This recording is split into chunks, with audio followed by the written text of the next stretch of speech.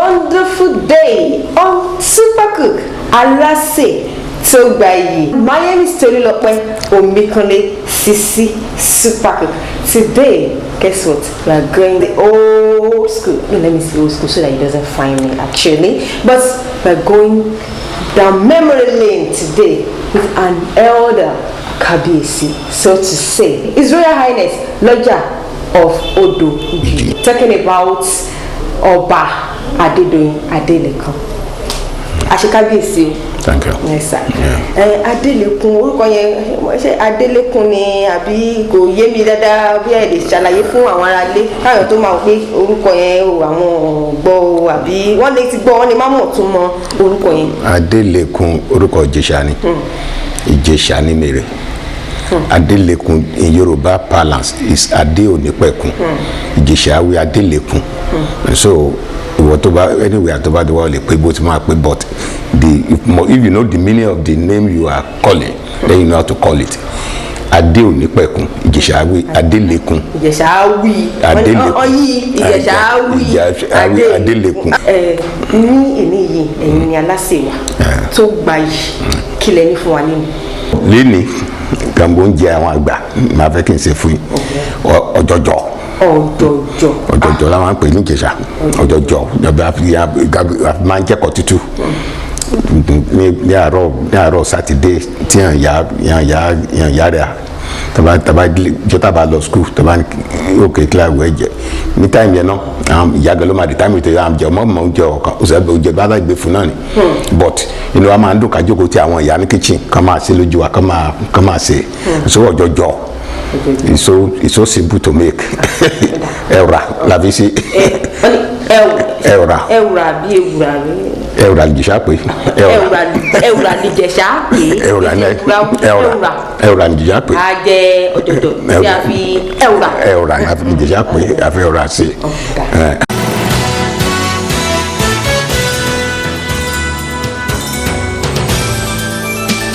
Ẹ jẹ́ ká fi pé ẹ ti ṣètò àwọn nǹkan tá a fẹ́ lò. Gbogbo tá a máa lò òun sọ pé ẹ̀wùrà ní the basic ingredient and then iṣu ẹ̀wùrà and then àlùbọ́sà ata àti ilá. Èwo tún ni ṣé tá a bá ṣe a ti fẹ́ ṣe lálọ́tọ̀ ni. No a máa òun gan lẹ jẹ́ kí ọjọ́ dùn. Ilá ló máa tó bá ti rin ẹ̀wùrà wà á rin ilá náà ni wà wá púpọ̀ wà á fi àwọn atasi kékèké wà á dẹ́ máa bù sórí iná yeye ọ lọ fi bù bó ti máa bu lélẹ̀ tá a dẹ́ gbé sórí la máa da sórí iná nígbà tí wọ́n dá kiri ni nígbà tí wọ́n bá ń dá kàrà ni ló lè tẹ̀ ni pé òun máa ń dùn ju láti jẹ̀kọ́ ju àkàrà lọ tó pé tó bá jẹ́ ẹgbẹ́ jù tó bá ṣe múlọ́múlọ́ ẹ̀kọ́ wa máa lọ ẹ̀kọ́ tó máa lọ pẹ̀lú ẹ̀ ni. Ẹ jẹ́ ká wá rin. Tó bá ní pé òun lè kí ni ta máa ń rìn lé greater lélẹ̀ greater tàbá ti mú bẹ́ẹ̀.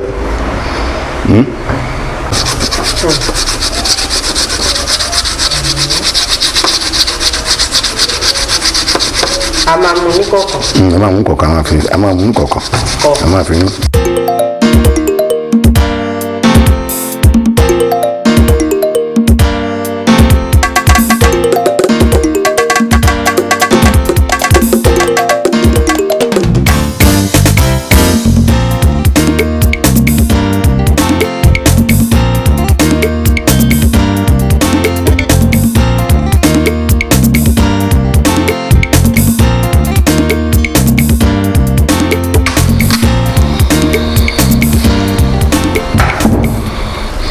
Fi ilá sí ilá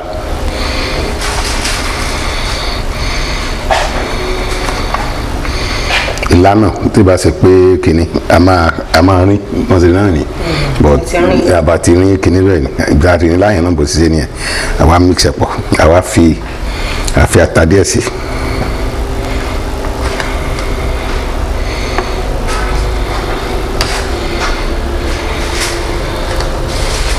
ṣé ní quantity ata. Ó depend lé bó bá ṣe láìkàtà sí ìyẹn àgbàlagbà ìyẹn ìyá rẹ̀ àwọn aláìkàtà wọ́n lè fata sí kẹ́pọ̀ but torí ayédáyé alákọ̀wé èèyàn ọmọ abílóde ní ayé òde wọ́n ilé ìjà tó pọ̀ ìrora lè gbàtà èèyàn ọmọ olóyìnbó tàbí ẹ̀ wọ́n ilé ìjà lápọ̀ tó bá fa fi wọn gbọ́ máa lanu sóyì ni pé gan máa lanu sóyì pé àtàntàn lẹ́rù àṣọ àdúfàlùbọ́dà díẹ̀ náà sí.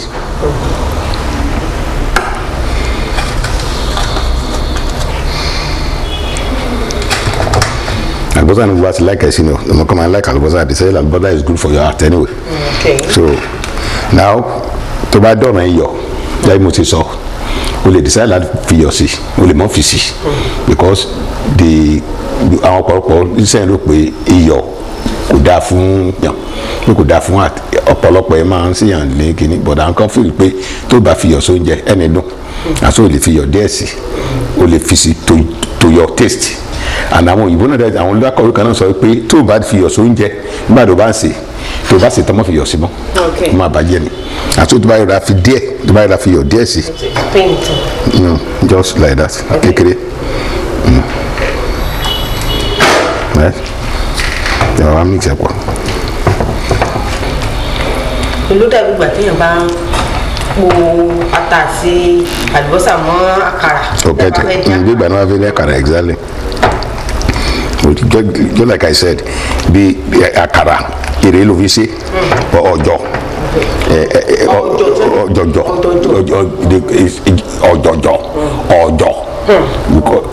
ìjìyàwó ọjọ́ yàwọn Yorùbá yẹ ọjọjọ yan Ọ̀yọ́ àwọn ọjọjọ ìjìyàwó ọjọ́ òun náà sọ pé ẹwùrà ìjìyà pé èèyàn sọ pé ìwùrà tó bá di fìdí báyìí.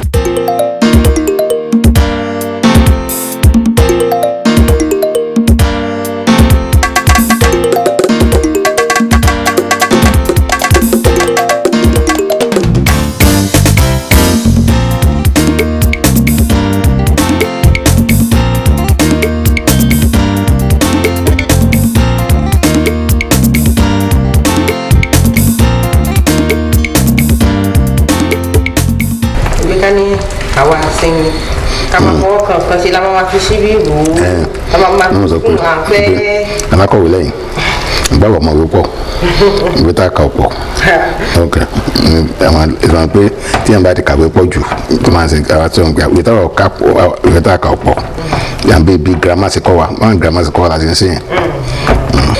Like I said o ní option o lè lo òróró tàbí epo. But epo máa ń jẹ́ kó dùn ju òdodo lọ. So like we said, epo máa ń give ẹni mọ́tì and epo dẹ̀ dáa fún ara ju òróró. Epo ń sara láǹfààní ń jẹ́ kára dán. Fún dẹ̀ ní àwọn vitamin tí kò wà ní epo ju òróró. And so ìmọ̀ máa ń prefer epo. Nítorí táwọn ọmọ bá rà tó mọ̀ pálákọ̀ iná wọn á fẹ́ lo òróró. Now, I think we have enough there like that.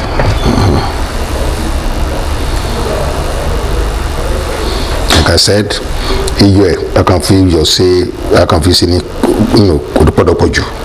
But like I said, some people can do without iyọ̀. Some people will say there are so many school of thought now. Na sọ pé mọ̀ jẹ yọ̀, àgbà mọ̀ jẹ pọ̀, àgbà mọ̀ jẹ rárá. And so we talk of low salt, no salt, and sensible amount of salt.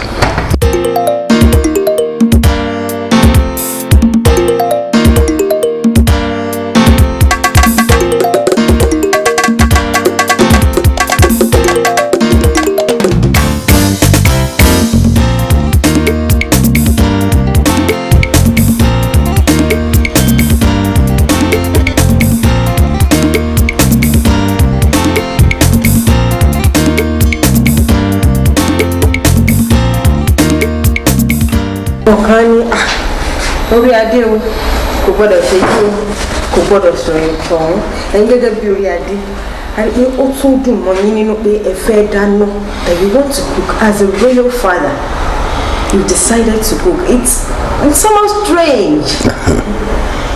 People believe, oh, reality is too sacred for you to see the Kabiyesi in the kitchen doing the cooking and all that.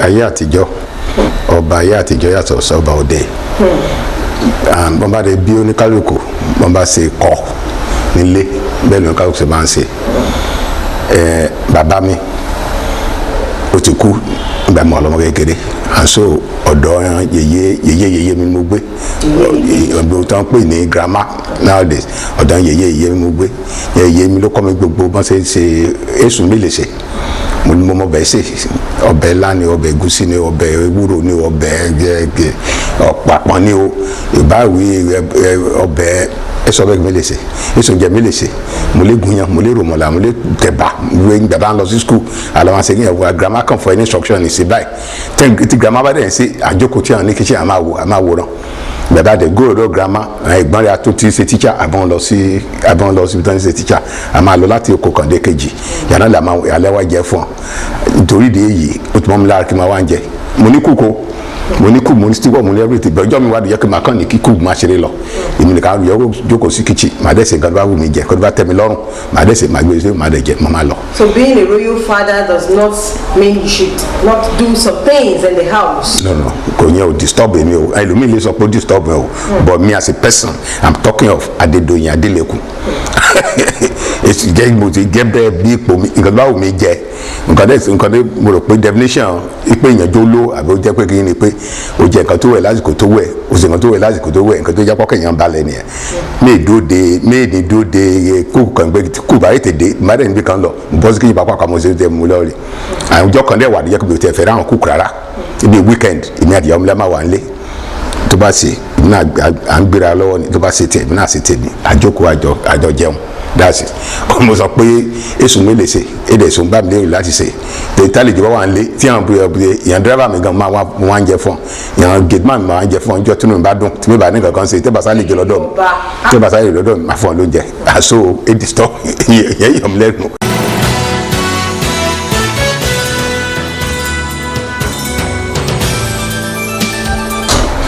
nǹkan àwọn àwòrán yóò ti ayẹ́kọ̀ gbóná dáadáa ayẹ́kọ̀ gbóná dé ẹ̀sìn. ẹ gbọ́dọ̀ gbóná dé o gbọ́dọ̀ ní stick tó gbọ́dọ̀ gbóná tó kẹtó bẹ̀rẹ̀ sí máa kó kìíní ọ̀ kò ní jiná dáadáa ọ̀ ní gbádùn ẹ̀.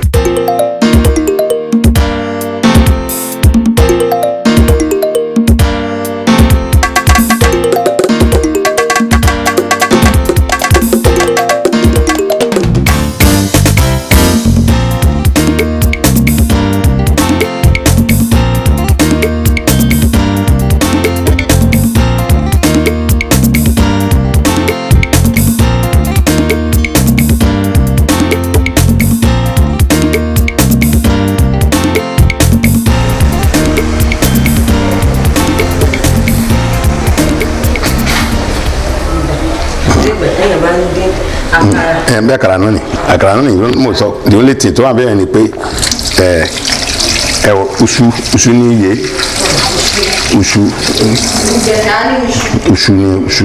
uṣu la fi ṣe ẹ̀wùrà iṣu la fi ṣe ọ̀jọ̀ uṣu ẹ̀wùrà.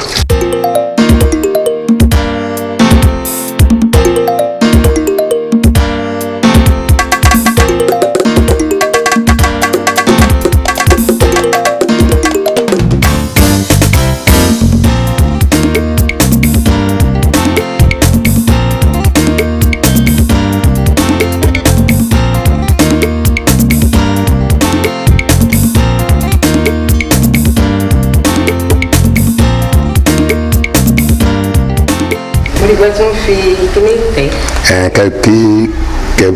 kí epo bára ìwọ́nú ẹ̀ dáadáa kàmọ́ bá kẹba ti ṣe ráyè jiná dáadáa wà á tẹ̀ díẹ̀ wà á tẹ̀ fẹ́lẹ́fẹ́lẹ́ so that omi ìpalẹ̀ wọnú adé ìtẹ̀lẹ̀ jiná èyí ní sí pé eré àkànwá tẹ̀ ní tẹ́pọ̀ ní wọnú ẹ̀ tẹ́lẹ̀ jiná ní débẹ̀.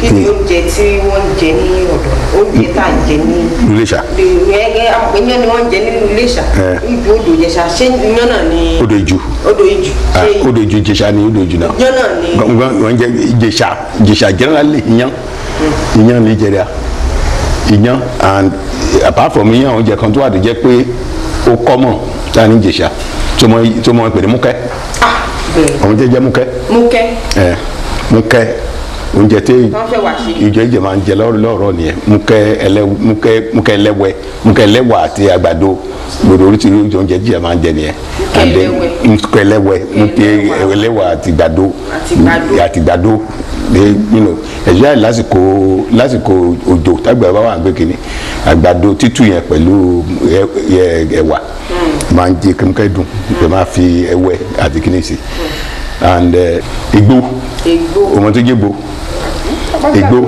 àgbàdo oúnjẹ Ìjẹ̀ṣà náà ni all those are the things pé a máa ń gbádùn nílẹ̀ Ìjẹ̀ṣà because of my attitude cooking nílé mi ẹ̀sọ́ ni mo ń jẹ wa àtọmọdé àtàgbà àtọkùnrin gbogbo ẹni ló máa ń ṣe ń jẹ ibi ọmọ mi ọkùnrin ọmọ ṣe jésù obìnrin lọ because we take time to tó jẹ bá ti kàn yín wọlé máa pè kó lọ tó ń jẹ fún wa. àti rotate oúnjẹ iná dídá ni. tó bá yes àwọn ọmọ láàrin àwọn obìnrin ọmọ rotate but tó bá jẹ pé èmi àti ọmọ mi láwa nílé ọkùnrin kò dáhùn bá ní kó lọ ṣe nǹkan fún mi ó máa ṣe náà ni kó dáhùn bá ní kó lọ ṣe ló máa ṣe.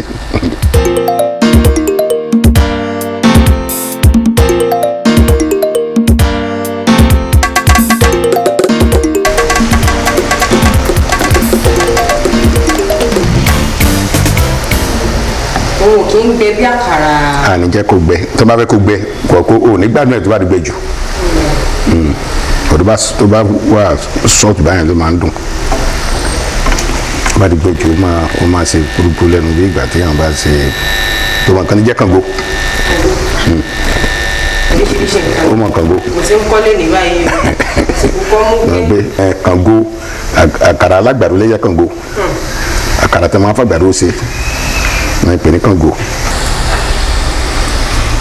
jẹ́ tẹ̀lé sọ nǹkan bí bẹ́ẹ̀ ọ̀kan àbí méjì nípa odò ìjù. odò ìjù ìlú ìpilára àwọn ìlú kéréje tó wà ní agbègbè Iléṣà ní Ìjẹ̀ṣà land tó wá dẹ̀ mọ̀ system wa ní Ìjẹ̀ṣà land a ní kábíyèsí ọwọ́ bọ̀kọ̀ Ìjẹ̀ṣà land at the paramountula is the overall district but torí pé àwọn ìlú kékeré rẹ̀ pọ̀ jù láti máa ṣe kìnìún àṣọ àwọn ìkànnà ọmọ ẹ̀ kọ̀ọ̀kan náà ọmọ ẹ̀ àfihàn sọba síbi àfihàn Ìjẹ̀ṣà rí ó fi dòdò àfihàn dòdò sí àwọn òkú yẹn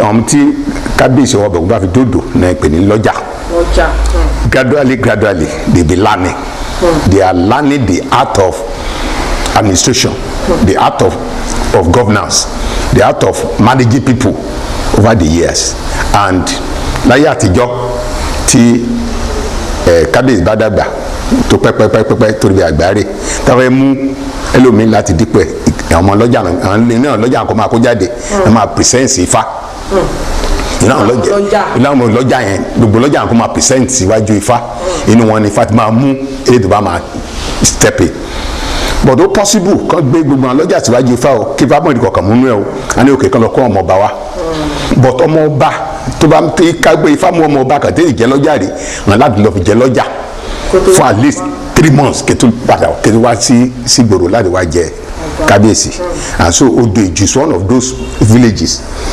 under the district of Owo Oboko of Ìjẹ̀ṣà land where he puts one of his children to oversee and learn the art of governing, art of rulership and other things all over the whole place and so one of the children of Owo Oboko of Ìjẹ̀ṣà land a prince any prince is this thing but nowadays wọ́n ti promote wa sí sọ́ba so they call us ọba.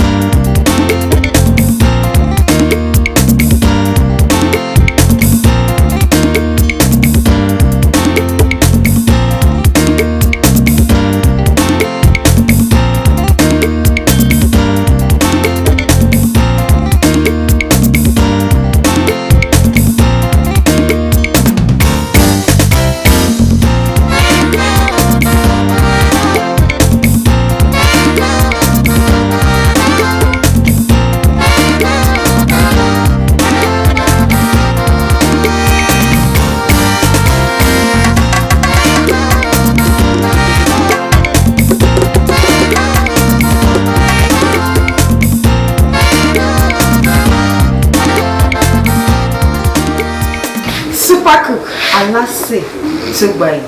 Now we are set it the Ojo and this sumptuous looking apple. Kabiyesi, as a guest, Mrs. Funmilade Akinyele. You're welcome. Thank you. So I know you wouldn't want to say because he's a king. No. So you judge him right. Yeah. Okay, so have a take. Let's have a view. Let's say I mean deadly.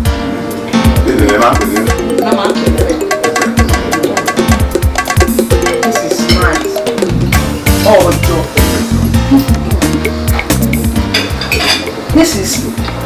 It's audacious. It's audacious.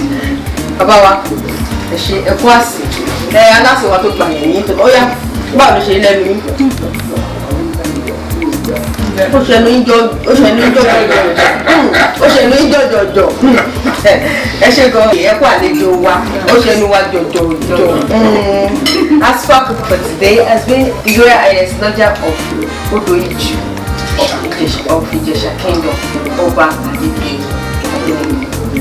Okay, ani wọ́n ní kọba pẹ́ o, kí irú kẹrẹ kódó kíní o, kádé kó pẹ́ lórí o, lágbára ìlédùwà. Ẹ ṣé o, ẹ kú àlejò wa, bàbá wa. Bá wa dágbére fáwọn èèyàn wa ní kẹ́ bá wa fi ẹnu àṣẹ kẹ́ bá ṣe àṣẹ fún àwọn èèyàn wa ní. Adúpẹ́ lọ́wọ́ gbogbo ètè wa sílé mi lónìí ó dẹ́dùn inú ìdún lágbà yẹn lálejò ń dẹ́dùn láti jẹ́ kẹ́mọ̀ pé nǹkan ìṣẹ̀dálẹ̀ kò ń kú bọ̀rọ̀ níbi tágbà lọ́wọ́ àwọn ọmọ ayé òde àwọn ti ibi tó ti wá wọn torí pé wọ́n ti kọ́ ní òyìnbó tó bá béèrè pé ọmọ ìlú bẹ kẹjọ ọjọ́ ẹmọ ọjọ́ ọjọ́ ẹ̀rẹ̀ ń bọ́ sí ṣe gan onígbà ayé tí a máa jókòó tí àwọn girama yan ya rẹ̀ a máa jókòó tí àwọn kìchìn ẹ̀ a máa tẹ̀lé nǹkan gbámú ilé wa mo you need to enjoy it tó ti ẹ̀ náà ṣẹ́ gan pé kìnìún tó máa gbé pé kìnìún sọ pé oníjọ lé ní you become super and so gbogbo àwọn nǹkan bí àṣà ìbílẹ̀ báyìí ẹ̀ka yẹ káwọn wa máa mọ̀ mo sọ pé inú mi dùn pé wa pẹ́ẹ́rẹ́ wa iṣẹ́ rẹ̀ a máa tẹ̀síwájú ọkọ̀ bá ní sẹ́yìn nísà ẹlẹ́sẹ̀ òkè òkè ní máa lọ lágbára ọlọ́run ìgbéga máa jẹ́ tí ó lágbára ọlọ́run Ọ̀ṣun state rẹ̀ ẹni bàjẹ́ o. That's the end of today's edition of Super Alase Tugbai. So I come again next week for another exciting and sumptuous edition of Super Alase Tugbai. I remain your host Tolulope Omikole. Keep cooking, keep doing the eating.